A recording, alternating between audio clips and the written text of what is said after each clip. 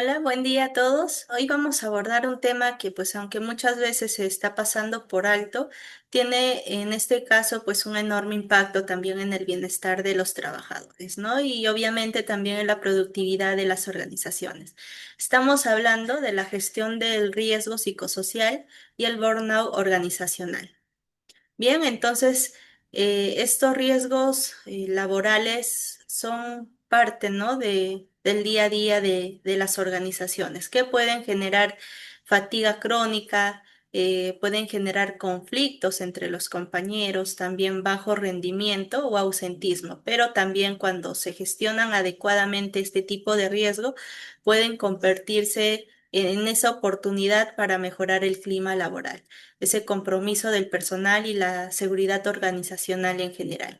Bien, entonces a lo largo de esta sesión vamos a reconocer qué son los riesgos psicosociales, cómo se manifiesta el burnout, también cómo se pueden detectar, cómo se pueden prevenir y gestionar adecuadamente y qué puede hacer cada organización para poder proteger también la salud emocional de su equipo de trabajo. No solo entonces centrarse en la parte física, que pues es importante, sino también la salud mental que muchas veces se está pasando por alto. Para continuar con la sesión, vamos a visualizar aquí un breve video que pues resume, ¿no? La importancia, también nos va a indicar qué son esos riesgos psicosociales en el entorno laboral.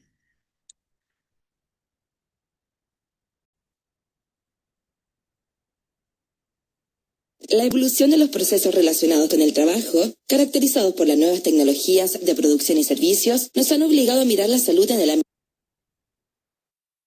organizacional desde otra perspectiva. Ya no hablamos solo de riesgos físicos y químicos, sino que también se incorpora la dimensión psicológica del trabajador, el contenido del trabajo que realiza y las relaciones sociales dentro de las organizaciones, como factores que pueden influir en la salud y desarrollo ocupacional de sus participantes. Es por eso que conocer los factores de riesgo psicosociales y medirlos dentro de nuestras organizaciones se hace imprescindible. Pero empecemos conociendo el concepto. ¿Qué son los factores de riesgo psicosociales?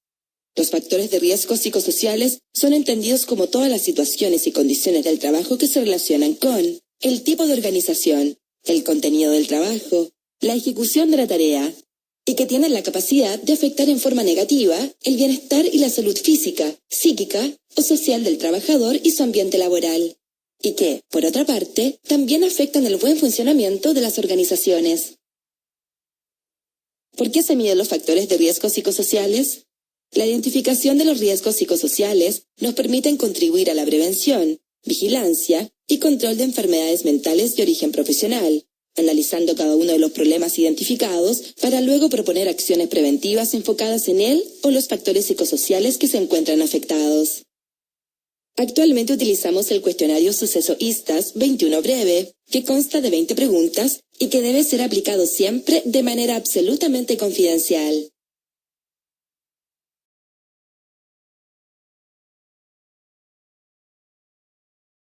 Este cuestionario mide la existencia y magnitud de factores relacionados con los riesgos psicosociales de la organización. Esta información se utilizará para generar y planificar acciones de intervención en busca de disminuir la incidencia y prevalencia de problemas de salud mental en los trabajadores relacionados a estos riesgos y prevenir futuras exposiciones a los mismos.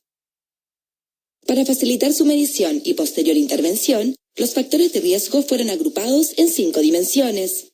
Dimensión: exigencias psicológicas, cantidad de trabajo, tipo de tareas a realizar, necesidad de esconder emociones.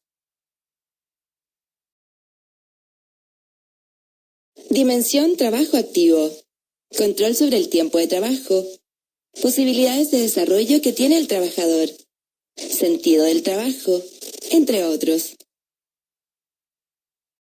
Dimensión: apoyo social y calidad de liderazgo, claridad y conflicto de rol, calidad de liderazgo, refuerzo, apoyo social, sentimiento de grupo dentro de la empresa. Dimensión: compensaciones, perspectiva de promoción,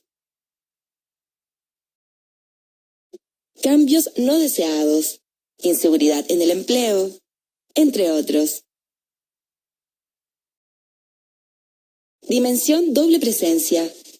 Influencia de las preocupaciones domésticas sobre el trabajo y carga de trabajo doméstico.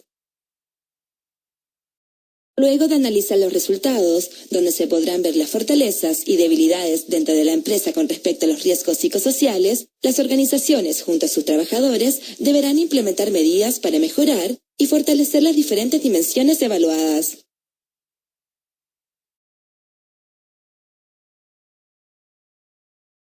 Es muy importante recordar que una medición adecuada y certera en los factores de riesgo psicosociales y los impactos que estos tienen en los miembros de la organización permitirá disminuir las enfermedades físicas y psíquicas en los trabajadores, pero también perfeccionar los procesos y enriquecer las relaciones personales dentro de la organización, mejorando así la calidad de vida en la empresa.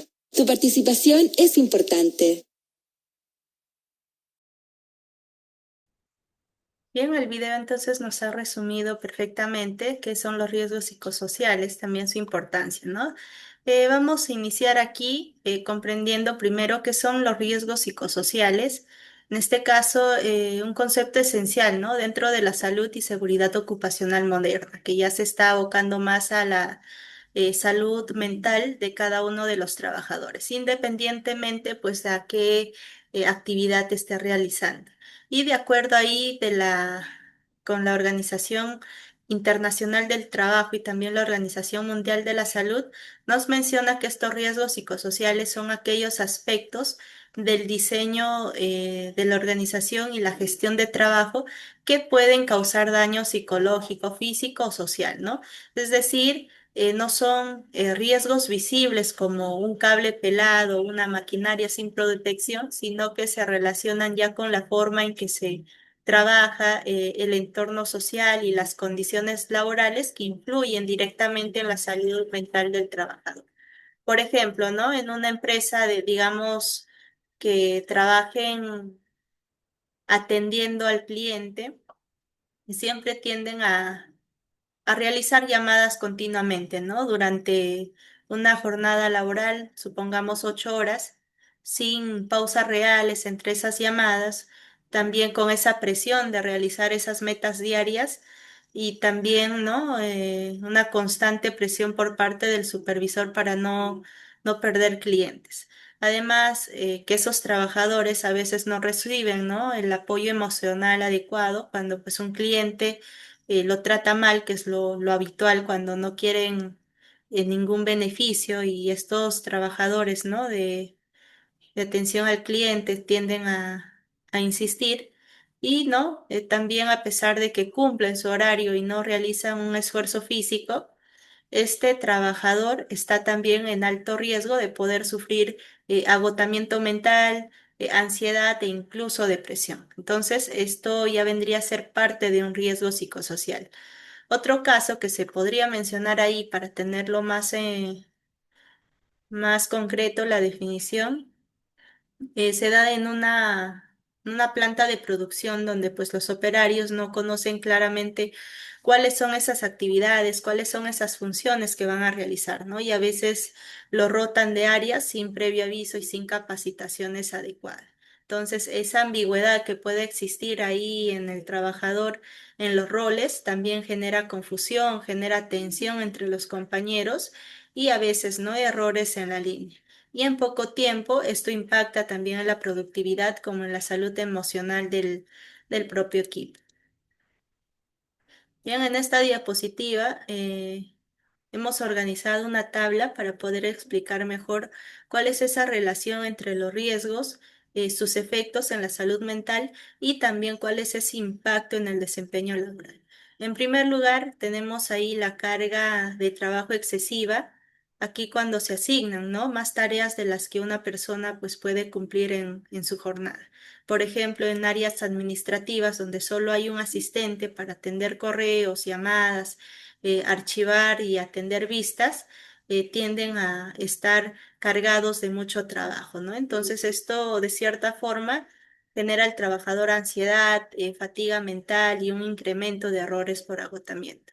En segundo, tenemos la falta de control sobre el trabajo, por ejemplo, en las tiendas de ropa suele suceder donde los vendedores pues tienen que seguir, ¿no? Instrucciones exactas sobre cómo doblar las prendas, qué decir en cada saludo y no pueden tomar decisiones frente a un cliente molesto. Entonces, esto produce también de cierta forma frustración o desmotivación por parte del trabajador.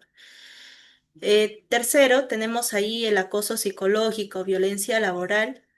Y un caso típico ocurre cuando un jefe descalifica en público a sus trabajadores, ¿no?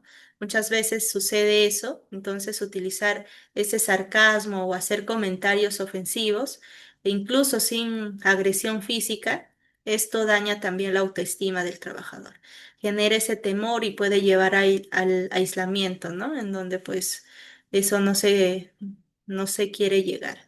El cuarto punto, pues tenemos ahí la inseguridad laboral, por ejemplo, en una empresa de servicios terciarizados, ¿no? Donde básicamente los contratos son renovados cada 3 meses sin garantía de continuidad. Entonces, esta situación tiende a generar también estrés constante y afecta el comportamiento de los trabajadores. Tenemos un quinto riesgo psicosocial y último, que es la falta de apoyo social, ¿no? Por ejemplo, en los trabajos de oficina, donde hay mucho individualismo, ¿no? Los compañeros a veces no colaboran entre sí y el jefe no escucha las sugerencias de los compañeros o ni reconoce los logros, entonces esa ausencia de respaldo también afecta la motivación y la percepción de pertenencia a la organización por parte del trabajador. Bien, entonces ahí en conjunto todos estos factores pueden acumularse silenciosamente y causar, ¿no? Un deterioro progresivo en la salud del trabajador. Por eso decimos que esos riesgos psicosociales son invisibles, pero altamente peligrosos si es que no se gestionan. Ahora que ya entendemos qué son los riesgos psicosociales, vamos a ver aquí algunos de los factores más comunes que generan en el entorno, que se generan, ¿no? En el entorno laboral. El primero es la carga de trabajo excesiva. Esto se da cuando pues la cantidad de tareas asignadas supera el tiempo, supera los recursos o la capacidad real de la persona para poder cumplirlos, ¿no? Un ejemplo, en los hospitales, por ejemplo, ¿no? Una enfermera que normalmente es asignada eh, a 10 pacientes, ahora se le asigna 30 pacientes en un turno de 8 horas, pues no solo está enfrentando una sobrecarga física, sino también una sobrecarga emocional, ¿no? Y esta presión continua pues puede afectar también el agotamiento mental del trabajador, errores por fatiga y un sentimiento de frustración al no poder brindar una atención adecuada a los pacientes. Un segundo factor es la falta de control sobre las tareas. Esto sucede pues cuando el trabajador no tiene esa autoestima, esa autonomía para poder decidir cómo o cuándo realizar sus actividades. Un ejemplo claro se ve en las empresas de telemarketing, donde pues los trabajadores deben de leer, ¿no? Los guiones establecidos, palabra por palabra y seguir las rutinas cronometradas. Y aunque la persona pues tenga experiencia o ideas para poder mejorar ese proceso, no tiene la libertad para adaptarlo, ¿no? Y esto genera también desmotivación y sensación de falta de confianza de sí mismo y afecta también la salud emocional. En tercer lugar, está el apoyo social limitado, que este factor también aparece cuando el trabajador no se siente respaldado por parte de sus compañeros ni tampoco de sus superiores, ¿no? Caso frecuente ocurre en áreas donde pues siempre prima la competencia interna o donde los jefes no están disponibles para poder resolver las dudas.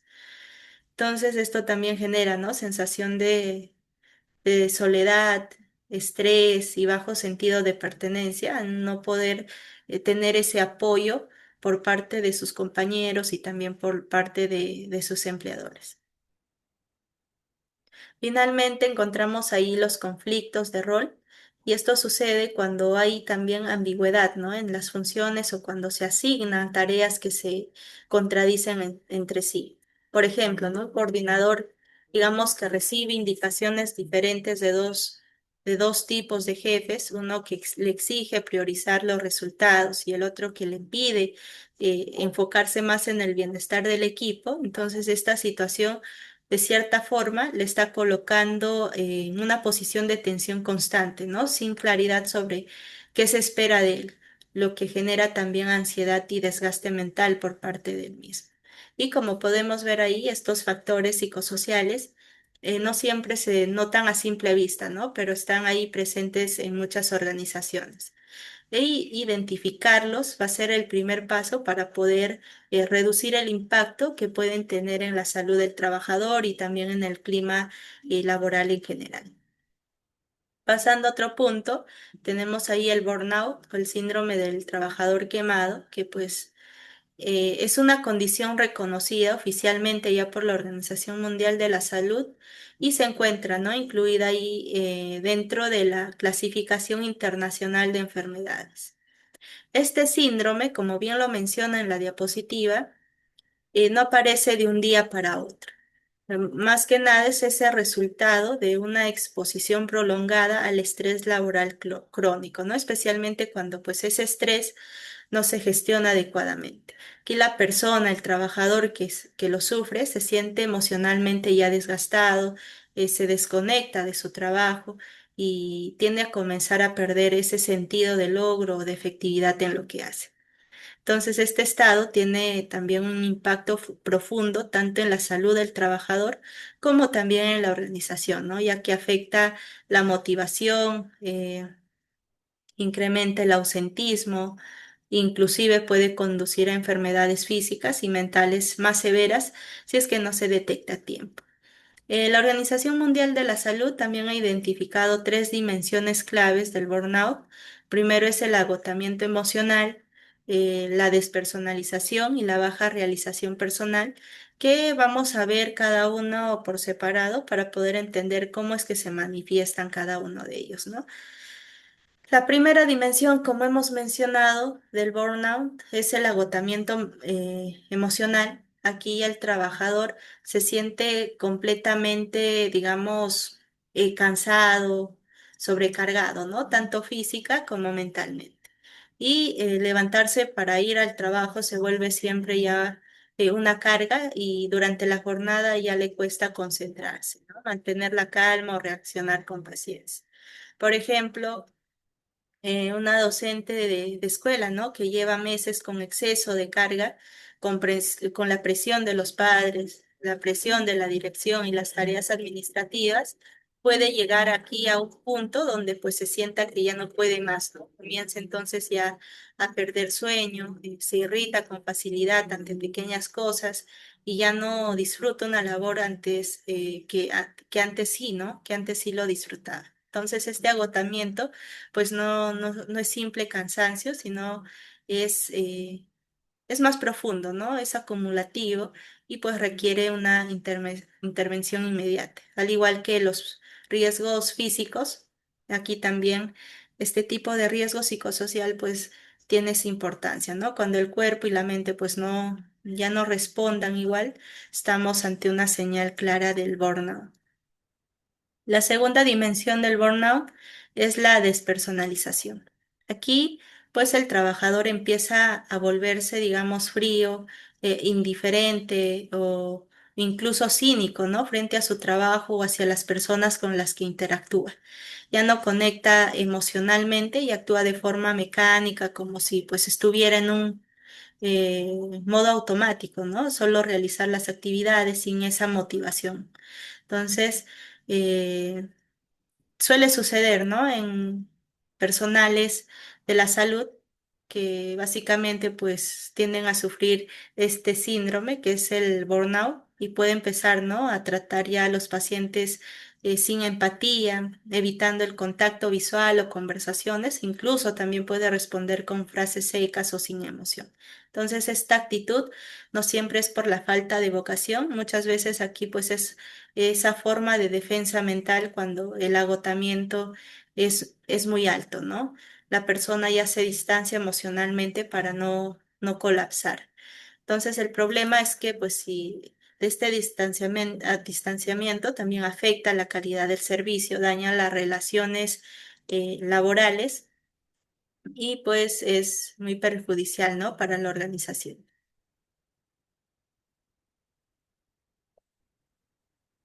Bien, ahora vamos a pasar aquí la tercera dimensión, que es la baja realización personal, ¿no? Y en esta etapa, el trabajador ya se siente que pues no está logrando nada valioso, ¿no? Que su esfuerzo pues no rinde esos frutos que esperaba y que su trabajo ya no tiene sentido a lo que inicialmente parecía. Suele suceder en trabajos o en aquellas actividades que requieran, ¿no? En este caso, realizar muchas actividades como los ingenieros que suelen sentirse motivados con un simple proyecto que lideran, pero con este síndrome que es el burnout, con ese estrés, pues ahora comienza, ¿no? A ver todo como una rutina vacía y aunque pues cumpla con sus objetivos, ya no siente esa satisfacción y tampoco se siente orgulloso de esos logros, ¿no? Incluso puede comenzar también a pensar no servir para su propio trabajo, lo que agrava su estado emocional. Bien, esta dimensión es peligrosa porque pues puede llevar a estados de desmotivación profunda, ¿no? De baja autoestima, abandono progresivo de las responsabilidades. Y identificar este síntoma a tiempo va a ser clave para poder intervenir, restaurar el sentido del logro y evitar que el trabajador pues llegue a una crisis más severa. Ahora que ya conocemos esas dimensiones del burnout, es fundamental aquí poder reconocer también cuáles son esas señales de alerta, ¿no? Es decir, esos indicios que nos sirven y nos dicen que algo no está bien con el trabajador. Empecemos ahí con las señales a nivel personal. La primera es la fatiga crónica. Aquí no se trata solo de poder estar cansado después de un día largo, ¿no? Sino de un agotamiento que persiste incluso después del descanso. Por ejemplo, en una persona que duerme 8 horas al día, eh, y al día siguiente se siente igual de agotada y le cuesta activarse, entonces siente, ¿no? Como si llevara una mochila pesada todo el tiempo, entonces parte de ahí de una fatiga crónica. La segunda señal ahí es la irritabilidad, que aquí la persona, el trabajador, empieza a reaccionar con enojo, con frustración ante situaciones que antes manejaba con tranquilidad, ¿no? Por ejemplo, eh, se altera por correos simples, por preguntas rutinarias o comentarios mínimos de los compañeros. Entonces, esto genera conflictos y deteriora también las relaciones laborales y familiares. La tercera señal ahí personal es el insomnio. A pesar ya de sentirse cansada, pues la persona tiene dificultades para poder conciliar el sueño, ¿no? O se despierta a mitad de la noche con pensamientos sobre el trabajo, que esto también crea un círculo vicioso en donde le genera más agotamiento, menos descanso, más dificultad para enfrentar el día. Ahora pasamos a las señales a nivel laboral que también son muy visibles. La primera es el bajo rendimiento. Una persona que antes era eficiente, era organizada o creativa, ya comienza a cometer errores frecuentes, ¿no? A olvidarse tareas simples o a retrasarse con sus entregas. Entonces, no es solo por falta de capacidad aquí, sino porque el burnout ha reducido su energía mental. La segunda señal es el ausentismo, ¿no? El trabajador ya comienza a faltar con más frecuencia a sus actividades laborales, eh, tienden a solicitar también permisos médicos o llega tarde de manera continua. Y finalmente, una señal muy clara es el cinismo o la indiferencia. El trabajador ya empieza a expresarse utilizando frases como a mí ya no me importa o que lo hagan otros o mientras me paguen todo da igual, entonces no hay esa motivación, ¿no? Esta actitud ya es una forma de desconexión emocional para poder protegerse del sufrimiento, pero termina alejando a la persona de su rol, de su equipo y de su propósito. Entonces, detectar aquí estas señales a tiempo va a ser clave para poder prevenir, ¿no? Las complicaciones más graves. Tanto los líderes como los propios trabajadores aquí deben de aprender a observarlas sin prejuicio y abrir, ¿no? Espacios de apoyo y comunicación para poder abordar este tema más a profundidad. Es muy común aquí que en los entornos laborales pues confundan los conceptos estrés, fatiga y el burnout, ¿no? Por eso es importante diferenciarlos con claridad. Y aunque están relacionadas estos tres términos, no son lo mismo, ¿no? Y requieren intervenciones distintas. Empezando ahí con el estrés, este es una respuesta natural del cuerpo, ¿no? Y de la mente ante una situación que percibimos como desafiante o amenazante. Puede ser algo puntual, como un informe urgente, una presentación frente a gerencia o una negociación tensa.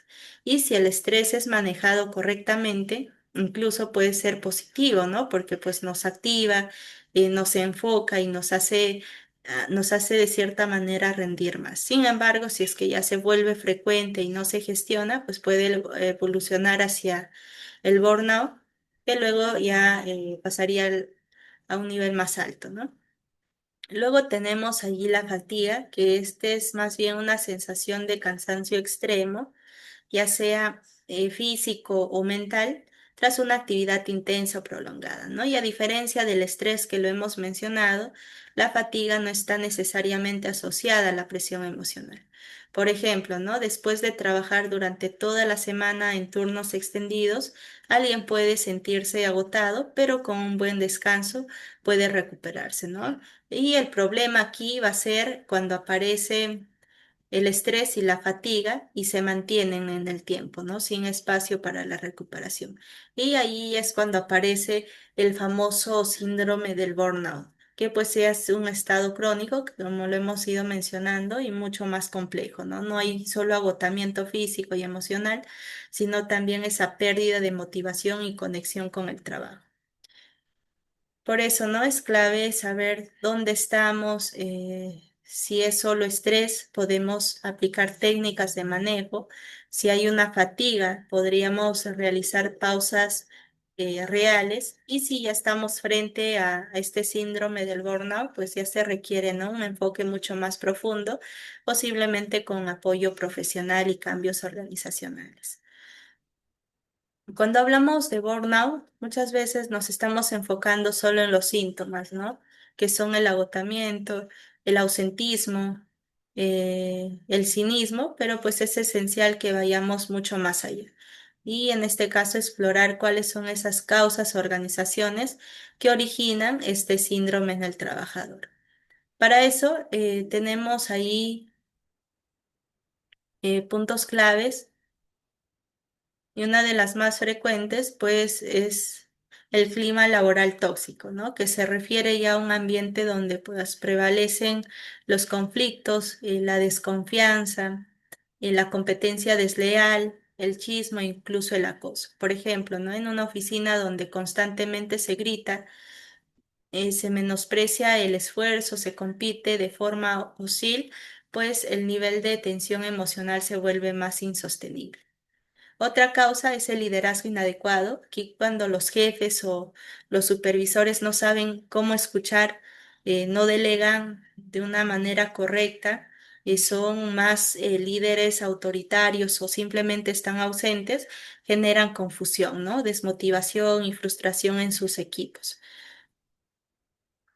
Bien, y no podemos dejar de mencionar ahí la pobre comunicación interna, ¿no? La deficiente cuando hay canales adecuados para poder informar, para poder consultar o recibir retroalimentación, eh, se genera, ¿no? En este caso, mayor confianza. Pero si es que no, ya se generan rumores, malentendidos o sobrecarga emocional. Y como vemos, ¿no? El burnout no es solo un tema individual o propio del trabajador, sino también es ese reflejo de cómo está funcionando la organización. Entonces, detectar esas causas estructurales de la misma organización como tal va a ser clave para poder prevenir desde la raíz, ¿no?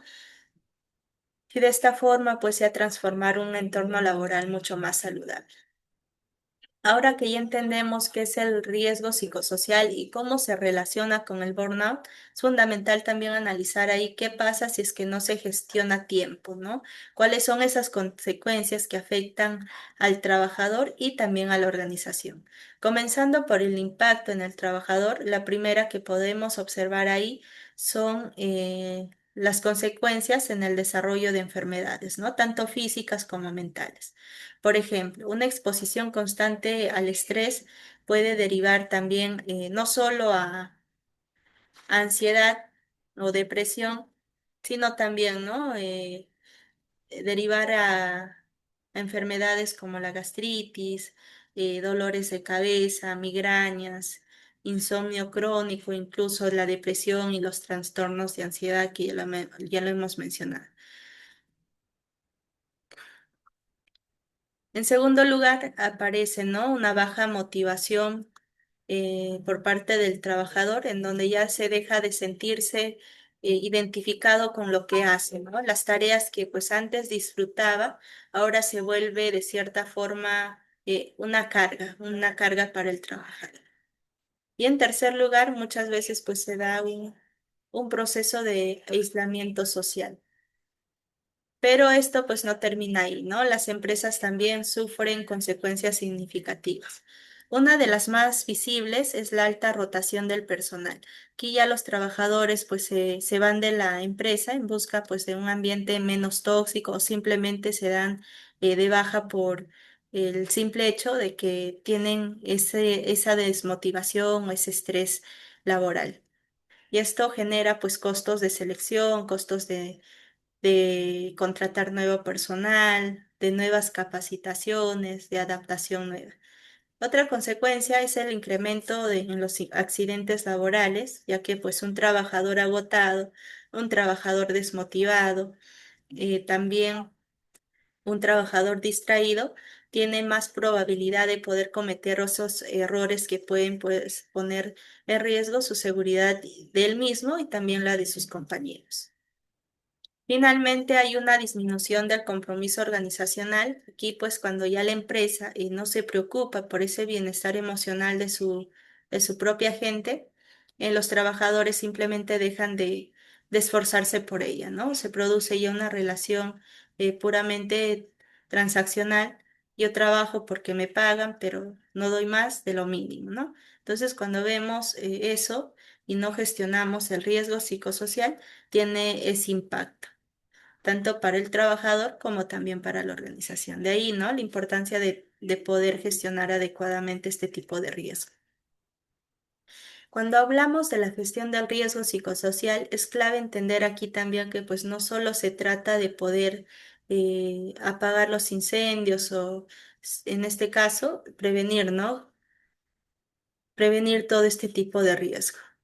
Bien, por eso la gestión debe de basarse, ¿no? En tres principios esenciales, que es el principio preventivo, el principio participativo y el principio continuo.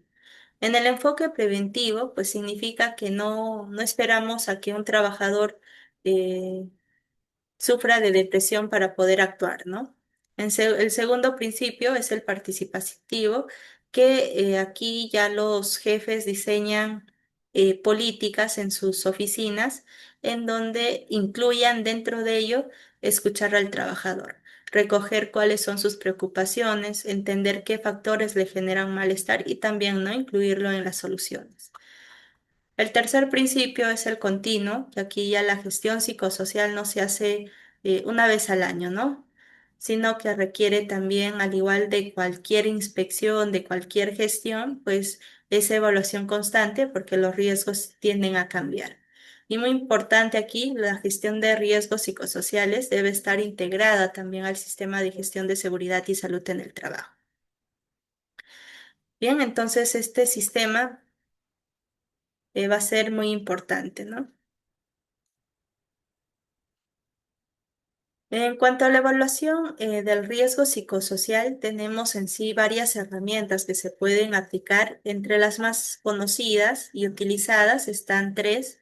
Y la primera herramienta está lista 21, que pues se basa en ese modelo de estar adaptado al contexto, ¿no? En este caso, del Instituto Nacional de Seguridad y Salud en el Trabajo de España.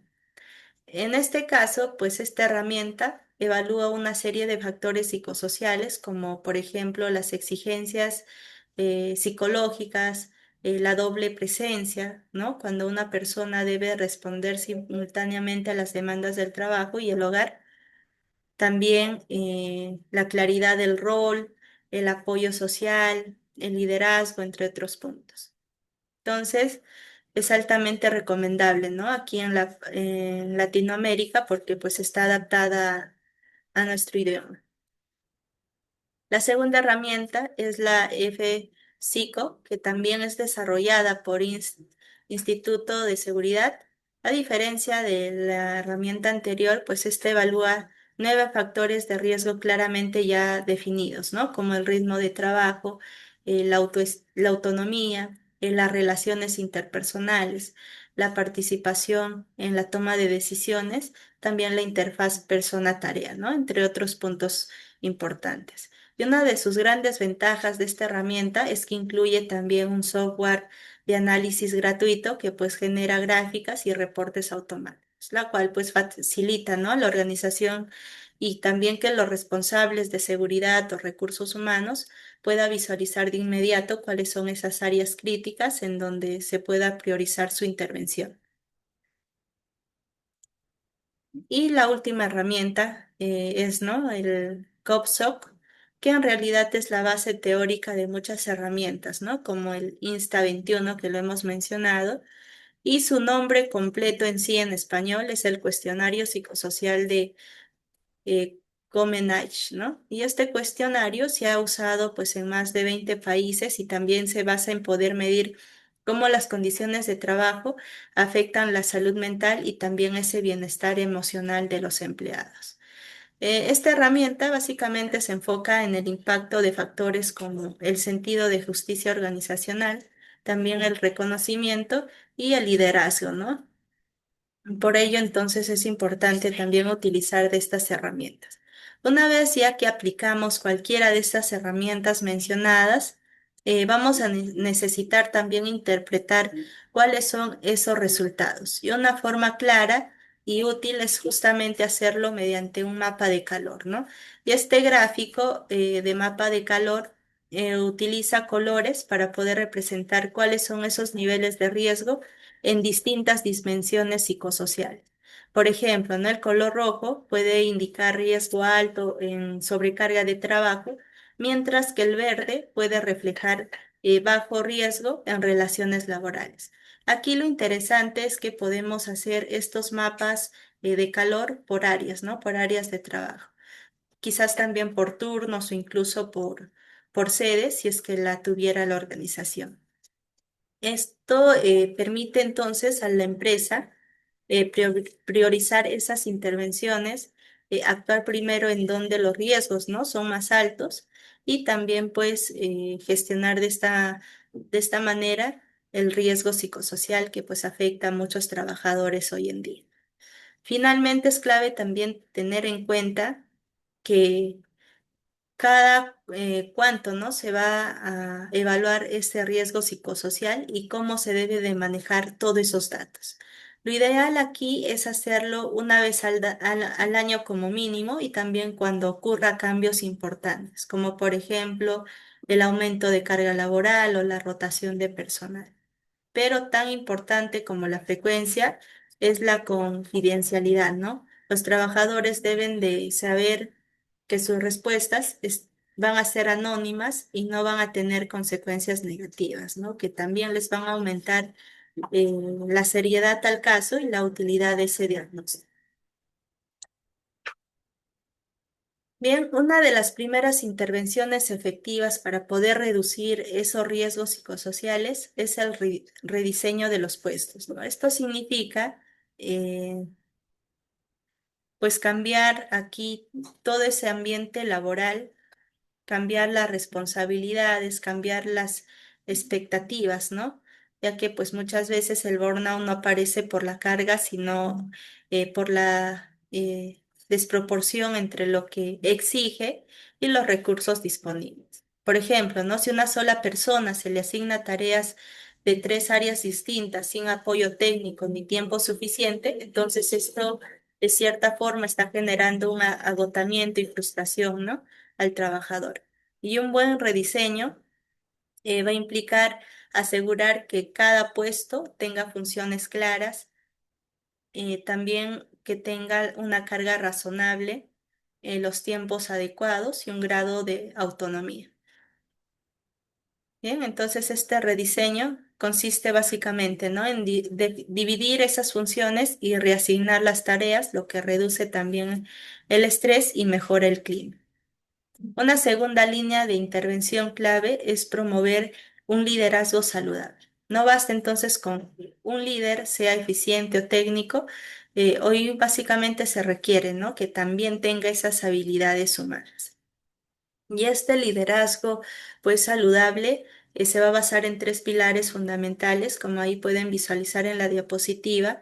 El primero es la empatía, también la comunicación asertiva y la capacidad de la contención emocional. Esto no quiere decir entonces que un jefe sea psicólogo, ¿no? Sino que pues tenga esa habilidad de poder escuchar, de poder dar ese feedback constructivo y poder reconocer el esfuerzo, ¿no? Por ejemplo, un jefe que todos los lunes presiona con metas sin preguntar cómo estuvo el cierre anterior o que no reconoce los logros individuales de cada uno de sus trabajadores, pues puede ser un detonante constante del burnout, ¿no? De ahí entonces su importancia de que pues las organizaciones estén capacitando a sus líderes, no solo en gestión de equipos, sino también en habilidades blandas o manejo de estrés grupal. Otra intervención poderosa son los programas de bienestar emocional, y estos pues deben de ser parte del día a día laboral, ¿no? No solo con campañas una vez al año, y aquí pues deben de incluir también lo que son esos talleres de manejo de estrés, sesiones del mindfulness o también espacios de coaching grupal y sobre todo, ¿no? La atención psicológica accesible. Obviamente también debe de ser de forma gratuita y confidencial para el personal. Otras empresas tienden a implementar también las pausas activas emocionales, ¿no? Como 10 minutos de respiración guiada en el cambio de turno. Bien, entonces básicamente es eso, ¿no? Y por último, y no menos importante, tenemos los espacios de participación, que es también, ¿no? Muy clave, darle la voz, dar voz al trabajador, no solo para mejorar su moral, sino también para reducir esos factores de riesgo psicosocial. Ya cuando el colaborador siente, ¿no? Que puede opinar, que va a ser escuchado y va a participar en decisiones que pues lo, lo afectan, va a disminuir ese sentimiento de impotencia y también va a aumentar el compromiso. Bien, entonces esto va a mejorar notablemente, ¿no? El ambiente laboral y va a reducir también las quejas por estrés.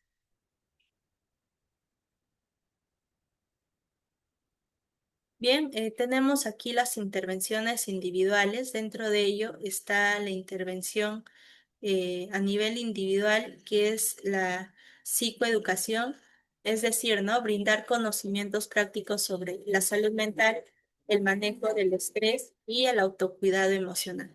Muchas veces, pues el problema no solo es que las personas se sienten mal, sino que no saben identificar por qué se sienten así ni cómo manejarlo, ¿no?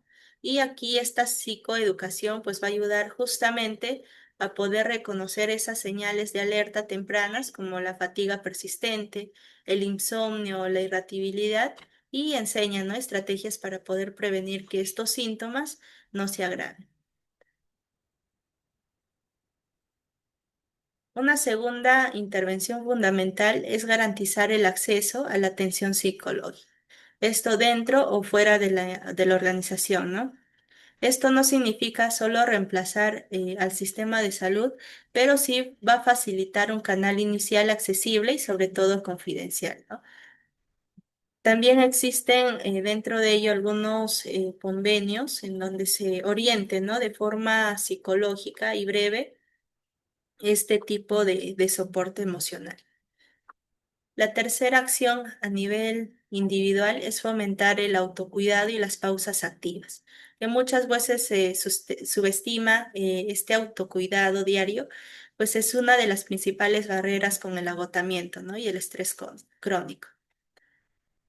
Bien, entonces el trabajador debe saber también que no necesita estar agotado para ser productivo, ¿no? Al contrario, cuidar su salud es parte ya de su compromiso profesional.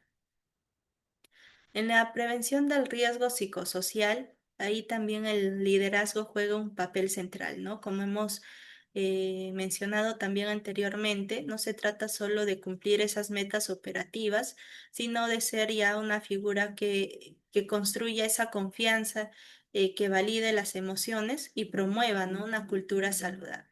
En primer lugar, como podemos observar ahí, tenemos la escucha activa, que pues es fundamental, ¿no? Un líder que escucha de verdad, no solo oye, sino que presta atención al trabajador, hace preguntas pertinentes y demuestra interés genuino. Por ejemplo, ¿no? Cuando un trabajador expresa que se siente sobrecargado, un buen líder aquí no va a responder con frases como todos estamos igual o a todos nos pasa lo mismo, ¿no? Sino que pues aquí este líder va a ser quien va a investigar, va a acompañar y va a buscar las mejores soluciones para el trabajador.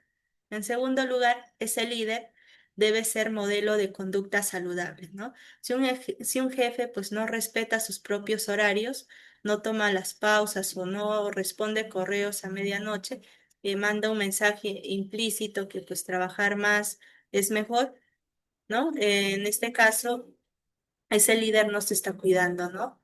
Ni tampoco al equipo. Finalmente, una supervisión sana significa acompañar sin hosigar. Aquí hay una gran diferencia entre dar seguimiento a una tarea y ejercer con presión excesiva o generar miedo, ¿no? El liderazgo entonces debe de saber guiar y dar esa retroalimentación oportuna y también reconocer esos logros sin poder recurrir a amenazas o sarcasmos. Bien, entonces este líder debe de saber actuar como un puente entre los trabajadores y la empresa como tal. No solo como una barrera, sino ese puente eh, que esté construido con empatía, con coherencia y respeto. Bien, cuando hablamos de gestión del riesgo psicosocial, no basta con solo hacer evaluaciones y aplicar medidas, ¿no? El verdadero cambio aquí va a ocurrir cuando se construye una cultura organizacional saludable y creativa. ¿Y qué es esto? Pues es ese conjunto de valores, ¿no? Ese conjunto de creencias y comportamientos que la organización promueve y que prioriza activamente la salud, la seguridad y el bienestar de cada uno de sus trabajadores.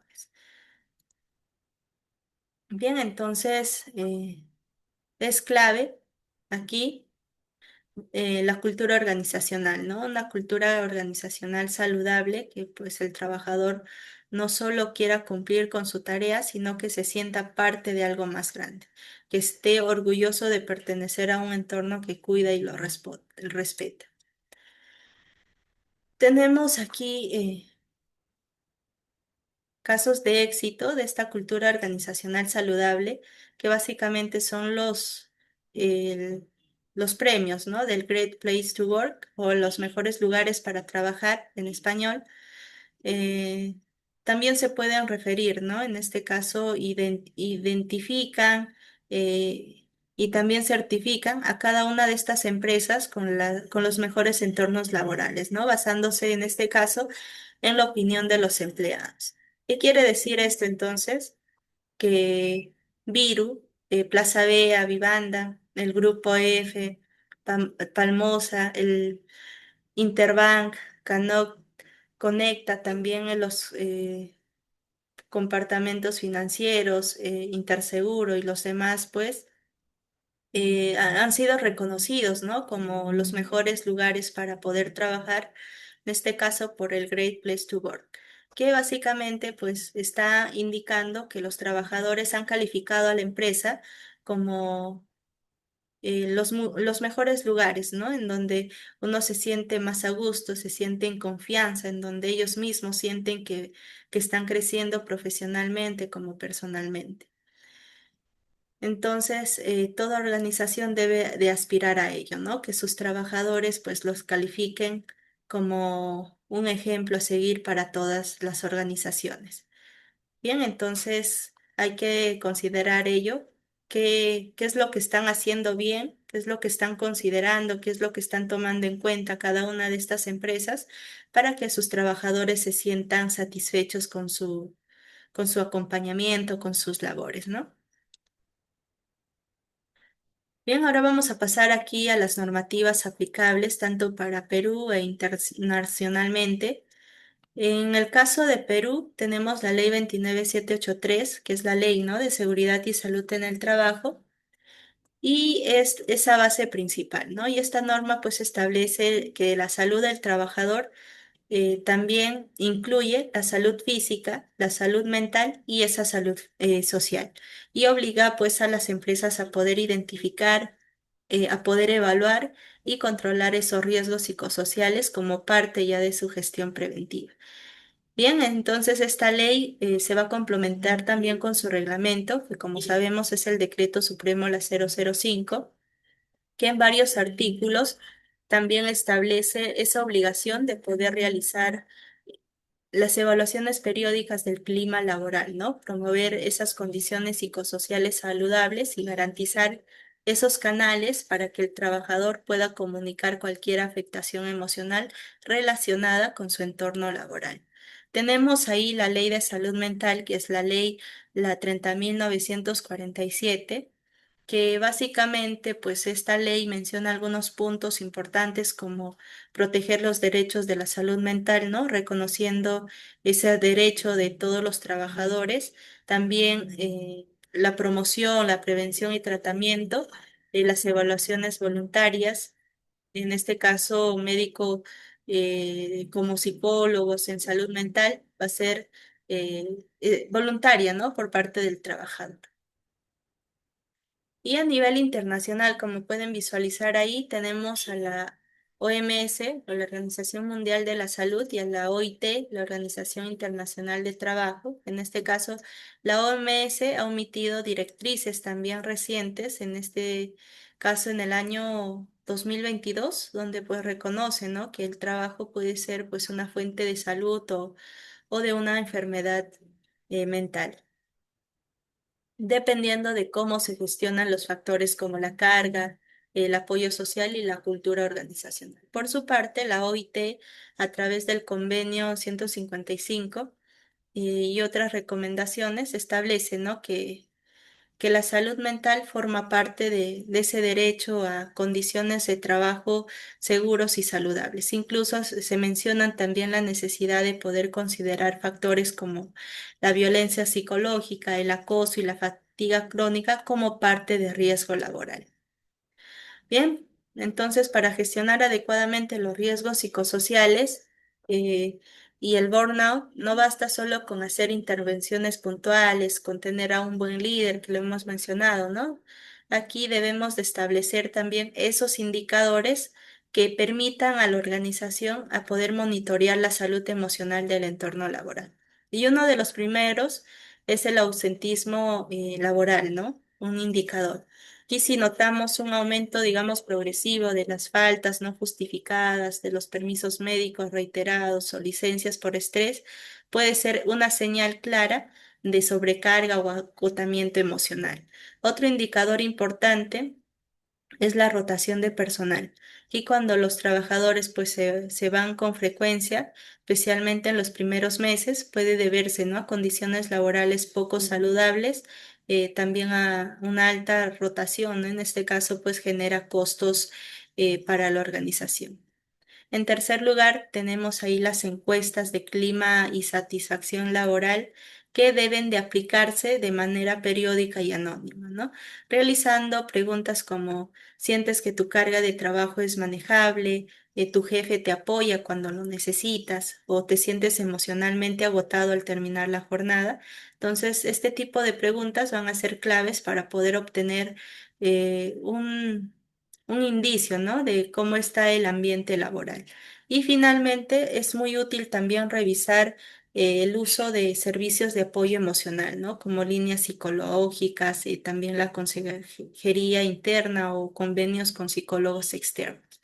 Si estos servicios pues existen, pero casi no se usan por parte del trabajador, podríamos tener un problema de comunicación o tener un problema de, en este caso, de falta de confianza, ¿no? Para que el trabajador pueda hacer uso de estos servicios, que también son señales de que hay situaciones críticas sin resolver.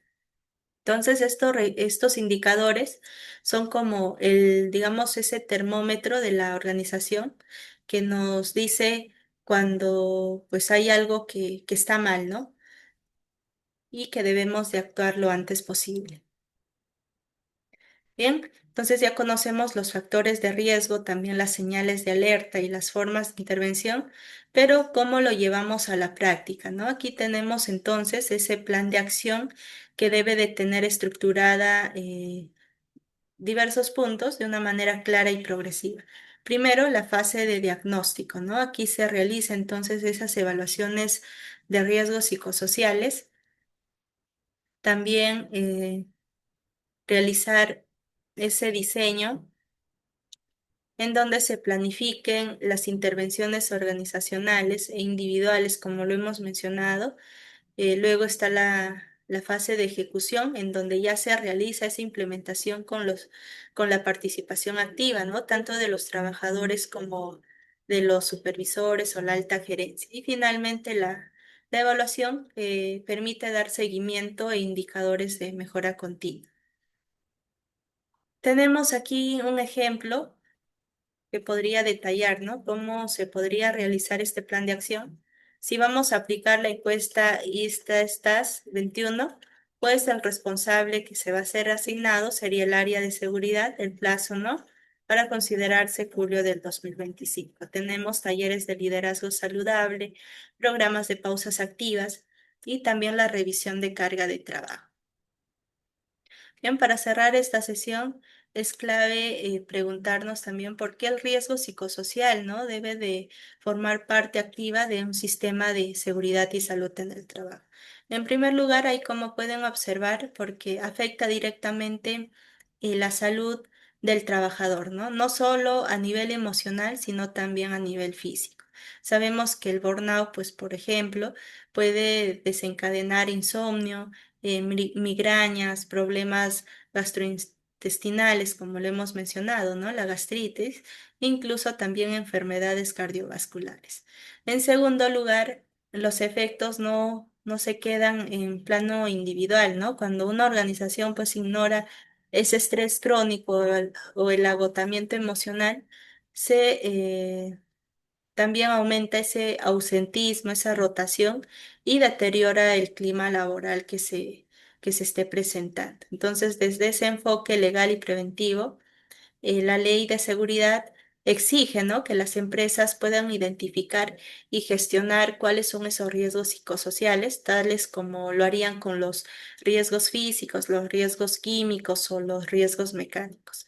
Finalmente, al integrar ya estos riesgos en el sistema de gestión, damos un salto hacia una cultura organizacional más madura y preventiva, ¿no? Que como hemos visto es fundamental para poder gestionar este riesgo psicosocial, donde pues va a proteger la salud mental de los trabajadores, que también va a intervenir, ¿no? En el cumplimiento de la ley y también va a garantizar el compromiso, la motivación por parte del trabajador.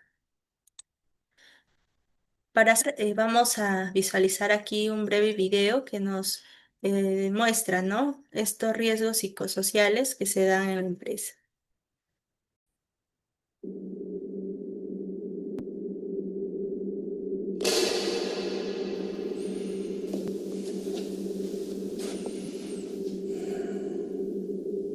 riesgos psicosociales afectan a todas las empresas y suelen encerrar numerosos problemas. La falta de comunicación, una carga excesiva de trabajo, el estilo inadecuado de algunos mandos o incluso el acoso laboral son algunos de los más comunes. Los accidentes aumentan. Los números no salen. ¿Cómo es posible que las ventas hayan bajado tanto? Los conflictos entre el personal no paran de crecer. No prestar la atención necesaria a los factores psicosociales tiene consecuencias negativas para tu empresa. La productividad disminuye, los costes suben, los accidentes laborales aumentan y la salud de los trabajadores se resiente.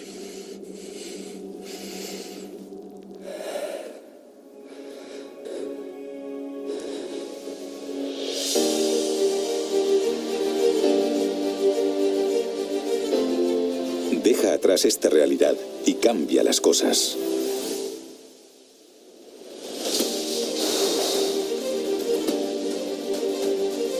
Apoya a tus trabajadores. Apuesta por la conciliación familiar y laboral. Mejora tu gestión en la prevención de riesgos laborales y pon en marcha programas contra el acoso. Los riesgos psicosociales se pueden prevenir. Con tu colaboración mejorará la salud de tu empresa. La prevención de los riesgos psicosociales. Una oportunidad para una empresa con futuro.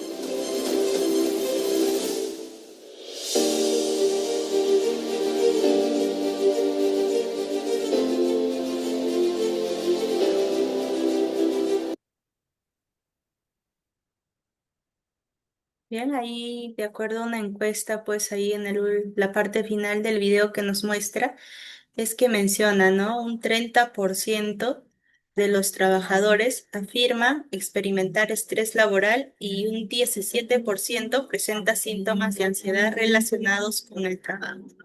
Además, el 5% declara haber sufrido alguna vez conductas violentas en el trabajo. ¿Qué nos quiere decir entonces?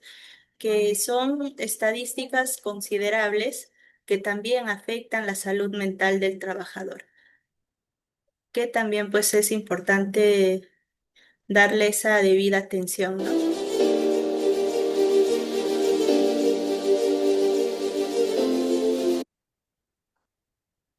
Ahora sí, para cerrar esta sesión, hemos visto que la salud mental en general en el trabajo, pues no solo es responsabilidad netamente de recursos humanos o de seguridad, ¿no? Sino que pues es responsabilidad en sí de toda la organización, ya sea desde los líderes que modelan esas conductas saludables hasta los equipos que se apoyan, ¿no? Y promueven una cultura de respeto y bienestar. Entonces, incluir estos riesgos psicosociales también en el sistema de gestión, no solo va a ser cumplir la ley, sino también va a cuidar lo más valioso que tiene una empresa, ¿no? Que son su gente. Bien, entonces eso sería todo por la sesión del día de hoy y nos vemos en una próxima.